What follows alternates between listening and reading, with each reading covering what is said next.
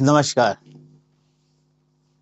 काफी लंबे अरसे से, काफी लंबे वक्त से देश के भविष्य की धरोहर हमारे छात्रों के मन में, उनके जहन में एक आशंका घर कर गई थी कि क्या हमें न्याय मिलेगा।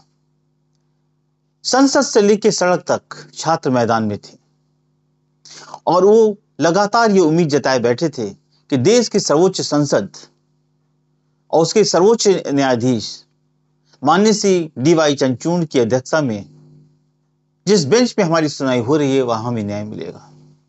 और आज अंतोगत्वा माननीय सर्वोच्च न्यायालय 3 जजों की बेंच ने, जिसमें जस्टिस पाद्रीवाला, जस्टिस मनोज मिश्रा की बेंच ने आज फैसला सुना दिया। हम अपने इस सुप्रीम कोर्ट सर्वोच्च न्यायालय के फैसले की तरफ बढ़ें इसके पहले हमारी आपसे वही गुजारिश, वही निवेदन है कि आप अपना योगदान हमें अवश्य दें। हमारे वीडियो को लाइक करें, सब्सक्राइब करें और अपना प्यार हमें बांटते रहें। देखिए, आज जो सुप्रीम कोर्ट में हुआ है, काफी लंबी बहस चल रही थी, रेगुलर बहस चल रही थी और माननीय सर्वोच्च न्यायालय भी ये जानता था कि वक्त बहुत कम है बच्चों के भविष्य से जुड़े हुए चीजों को, क्योंकि एग्जाम को रिजल्ट को डिक्लेयर हुए वक्त हो चुका था। लेकिन जो पेपर लीक का मामला सामने आया था, जिसमें से केंद्र सरकार ने सीबीआई इंक्वायरी सौंपी थी, सीबीआई इंक्वायरी चल रही थी, काफी गिरफ्तारियां हो रही थी और सड़क से संसद तक हाहाकार मचा हुआ था। हर व्यक्ति एनटीए को और केंद्र सरकार को कटघरे में खड़ा कर रहा था और ये माना जा रहा था कि इन्होंने लाखों बच्चों के भविष्य के साथ खिलवाड़ किया है। यद्यपि आज भी छात्रों की तरफ से फैसले आने के बाद भी सरकार और एनटीए को कोई क्लीन चिट नहीं दी गई, क्योंकि कोर्ट ने अपने निर्णय में ये साफ कहा है कि जो पेपर लीक हुए पटना में और हजारीबाग में, वहां पर हमारे पास इस बात के पर्याप्त सबूत नहीं है। कल भी माननीय सर्वोच्च न्यायालय ने यह कहा था कि हमें अभी तक व्यापक सबूत, व्यापक शब्द का इस्तेमाल किया था, आज पर्याप्त सबूत का इस्तेमाल किया है, व्यापक सबूत उपलब्ध नहीं हो पाए हैं जिससे हम ये निर्णय कर सकें कि हमें एग्जाम दोबारा कराना है या नहीं। इसका मतलब है कि सबूत पूरी तरह से नहीं थे। आशंकाओं के बल पे माननीय कोर्ट ने माना कि आशंकाओं के बल पे हम कोई निर्णय नहीं दे सकते। ये बिल्कुल सीधी बात है। कोर्ट जो है अपने सबूतों पर निर्णय करता है। कोर्ट जो है वो सिर्फ भावनाओं में बह के कोई भी निर्णय नहीं करता है। तो फाइनली सर्वोच्च न्यायालय ने माना कि जो हमारे पास पेपर्स, डॉक्यूमेंट आए, जो सबूत आए, उसमें ऐसा कोई पर्याप्त सबूत नहीं था कि हम इस निर्णय पे जाएं कि हमें एग्जाम दोबारा कराना चाहिए, क्योंकि जो सबूत बता रहे हैं उसके अकॉर्डिंग हजारीबाग और पटना में जो वारदात हुई है उसका असर पूरे देश में फैला, ऐसा कोई सबूत हमारे पास नहीं है। इसलिए नीट का एग्जाम दोबारा नहीं हो सकता है। कोर्ट ने साफ माना कि 24 लाख छात्रों के भविष्य के साथ हम खिलवाड़ नहीं कर सकते। एग्जाम दोबारा नहीं होगा। लेकिन हां, कोर्ट ने यह माना कि रीमेरिट लिस्ट अवश्य बनानी पड़ सकती है, क्योंकि रीजन बहुत साफ है कि इसमें 42 याचिकाकर्ताओं की शिकायत पर यह काफी लंबी बहस चल रही थी। तमाम हिंदुस्तान के बड़े बड़े जो शिक्षाविद थे, जो लॉयर थे, वो इसमें इन्वॉल्व थे, सबूतों के साथ थे और बहुत सबूत पेश किए गए। कई बार तो ऐसा कंफ्यूजन हुआ कि माननीय सर्वोच्च न्यायालय ने बार बार कहा, डी.वाई. चंद्रचूड़ साहब ने बार बार कहा कि तमाम तरह की जितनी भी चीजें हो सकती थी बराबर वो लोगों को आदेशित कर रहे थे कि उसकी रिपोर्ट्स लाइए, उसके सबूत लाइए, पेपर्स, डॉक्यूमेंट लाइए, जिससे शायद कोई एक ऐसा हमें पॉइंट्स मिल जाए जिस पर हम देख के कह सके कि हाँ वाकई ये जो एग्जाम के अंदर पेपर लीक की बात हुई है वो पूरी तरह से हर तरफ फैल गई। यद्यपि इलेक्ट्रॉनिक मीडिया का वक्त है, व्हाट्सएप, फेसबुक का टाइम है, चंद लम्हों के अंदर कोई चीज कहां से कहां पहुंच जाती पता नहीं। लेकिन कोर्ट पर्याप्त सबूत मांगता है, बिना सबूत के वो कोई निर्णय नहीं कर सकता है। और कोर्ट ने शायद उन याचिकाकर्ताओं के ऊपर कहा कि हम सीधे तौर पर तो आपकी बात को खारिज नहीं कर सकते, लेकिन हमारे पास पर्याप्त सबूत नहीं है। कल व्यापक की बात की थी, आज पर्याप्त की बात की। कोर्ट ने यद्यपि इस मामले को अपने आदेश को सुरक्षित रख दिया था और सुरक्षित रखने के बाद ये फैसला सुनाया और उसके पहले उसने सीबीआई, एनटीए और जो एक्सपर्ट कमेटी की रिपोर्ट थी उसका अध्ययन किया। उस रिपोर्ट के अध्ययन करने पर कोर्ट ने ये देखा कि अल्टीमेटली जो पूरा प्रकरण है उसमें कोई ऐसी चीज उनको नजर नहीं आ रही है कि सीधे तौर पर हम ये कह सकें कि ये इस मामले में बहुत बड़ी धांधली हुई। उनका जो एनटीए ने, जो सीबीआई ने जो पेपर्स डॉक्यूमेंट सबमिट किया, उसका आकलन करने पे मुझे ऐसा कहीं से नहीं लगा कि हाँ इसमें कोई खामियां पाई गई हैं, इसलिए एग्जाम दोबारा कराने का कोई सवाल नहीं उठता। लेकिन हाँ, कोर्ट ने क्वेश्चन नंबर 19 पर जो सवाल उठ रहे थे कि उस पर जो ऑप्शन दिए गए उसमें दो आंसर सही थे और उसी के अकॉर्डिंग छात्रों को नंबर दिए गए थे।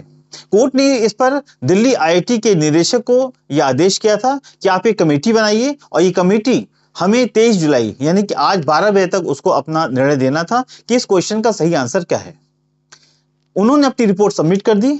अंततः पाया गया कि क्वेश्चन नंबर 19 का ऑप्शन नंबर 4 ही सही आंसर है, यानी कि जिन लोगों को दोनों सही आंसर पर नंबर मिला था उससे मेरिट लिस्ट अब गिर सकती है और नई मेरिट लिस्ट निश्चित रूप से बन सकती है।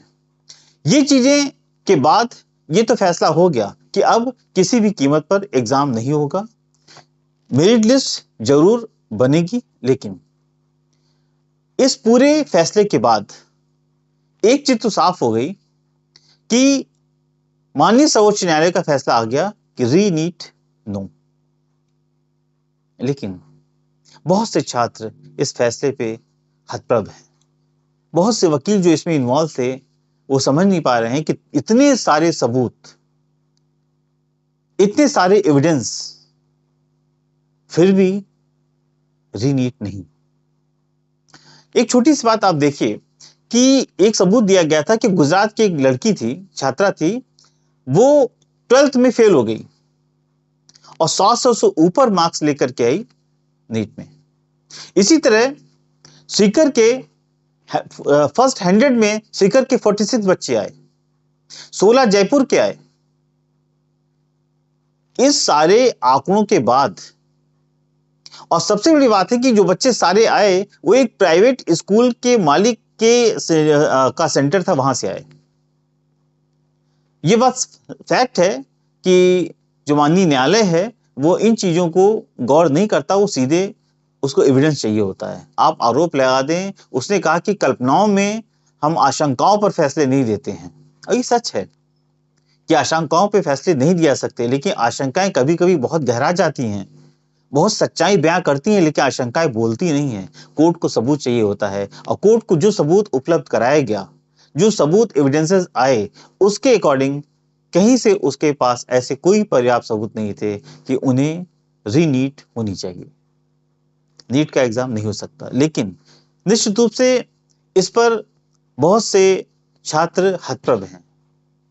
उनको लगा कि शायद हमें सर्वोच्च न्यायालय से हमारे हक में फैसला आएगा। यदि जब भी कोई भी शिकायत, कोई याचिकाकर्ता आता है, कोर्ट में केसेस होते हैं, तो दोनों पक्षी जान सोचता है कि हमें हमारे हक में फैसला आएगा, और जिसके हक में फैसला नहीं आता वो सोचता हमारे साथ न्याय नहीं हुआ है। लेकिन न्याय सिर्फ जुबानों पे नहीं होता है, न्याय सबूतों पर होता है, और शायद माननीय सर्वोच्च न्यायालय ने वही फैसला दिया है। लेकिन अभी पुनर्विचार याचिका का ऑप्शन है, इस पर ऐसा हो सकता है। लेकिन इसके साथ साथ माननीय सर्वोच्च न्यायालय ने जो भी वहां पर डीजी एजुकेशन और बड़े बड़े डीजी वहां पे अवेलेबल थे कोर्ट में, उन्होंने एक लाइन में उनको एक संकेत जरूर दिया है कि आगे के लिए सतर्क रहिए अगर ऐसी कोई वारदात हुई। इंटेंशन बहुत क्लियर है कि आज जो सबूत है उस पर हम फैसला जरूर दे रहे हैं, और उसके साथ वक्त की नजाकत को जरूर देखना पड़ेगा। टाइम क्या है?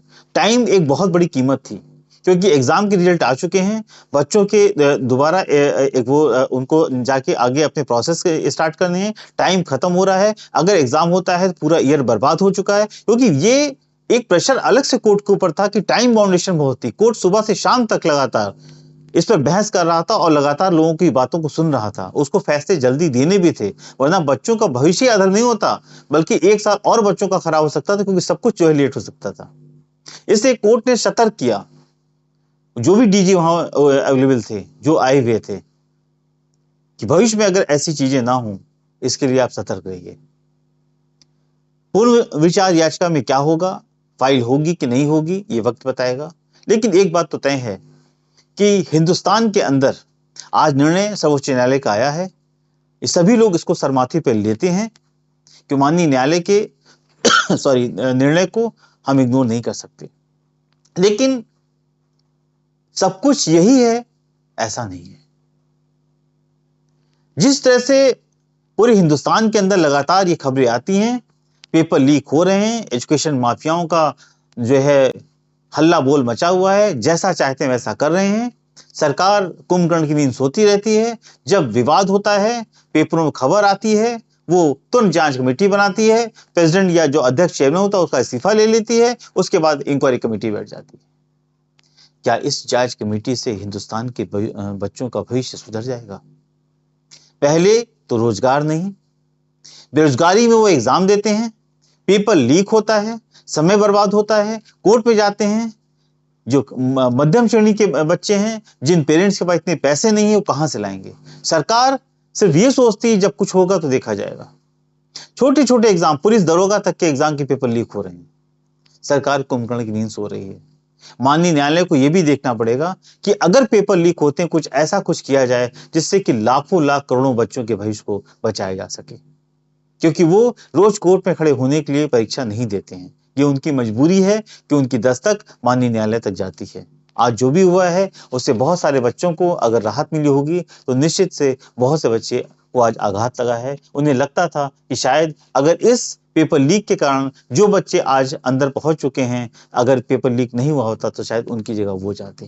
खैर, ये तो भविष्य की बात है, जो होना था हो चुका है। हम तो यही कहेंगे, अपनी पूरी हिम्मत के साथ बच्चे दोबारा मेहनत करें और इस एग्जाम को क्वालिफाई करें। हमारी शुभकामनाएं उनके साथ हैं। जो भी हुआ है इसको कोई बदल नहीं सकता है। माननीय न्यायालय ने पूरी कोशिश की, एविडेंसेस इकट्ठे करने की कोशिश की और अपना फैसला सुना दिया है। देखते रहिए हमारी वीडियो को। मैंने पूरी कोशिश की है कि न्यायालय के फैसले को पूरी तरह से आपके बीच में एक विश्लेषण के रूप में लाके प्रस्तुत करें। अगर कोई लीगल पॉइंट व्यू पे अगर कोई गलती हुई होगी तो उसके लिए मैं माफी चाहता हूं। हमारी वीडियो को देखते रहें, लाइक करें, सब्सक्राइब करें और अपना प्यार बांटते रहें। मैं हूं सत्येंद्र श्रीवास्तव। कल फिर एक नए समाचार विश्लेषण के साथ आपके बीच में आऊंगा। नमस्कार।